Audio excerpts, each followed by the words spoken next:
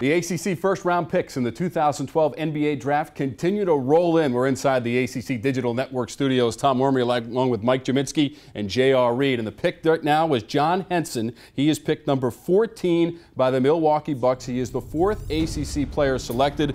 And J.R., this is a guy who swatted a lot of balls in college for North Carolina.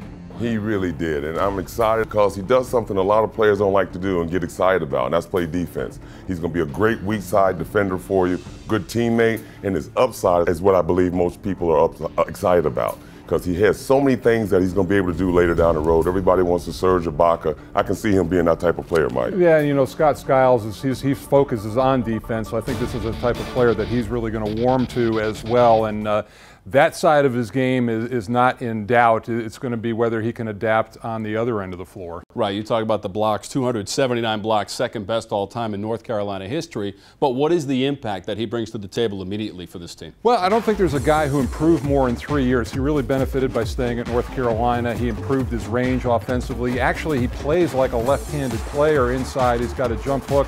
But I think, again, the thing goes back to strength, JR. Can he hold his position down in the low block offensively? Well, Mike, we're going to find out. But we know he needs to get much stronger to play. But Milwaukee doesn't have very many big men there. And they needed to draft some size. And they got this. And they've got a player that's going to develop for them. And this is what Milwaukee has to do. They're not going to get a lot of great free agents in Milwaukee. They have to get young talent and develop them. Hopefully they stay there. Yeah, the last 2 years, the Defensive Player of the Year in the ACC. So we know he brings those qualities, that shot blocking, that rebounding, and that frame you expect might fill out a little bit as well. Yeah, and again, I think Roy Williams started giving him energy shakes and drinks to put on some weight the second he stepped on campus, and he did fill out, you know, a little bit, but he, again, just hit the weight room.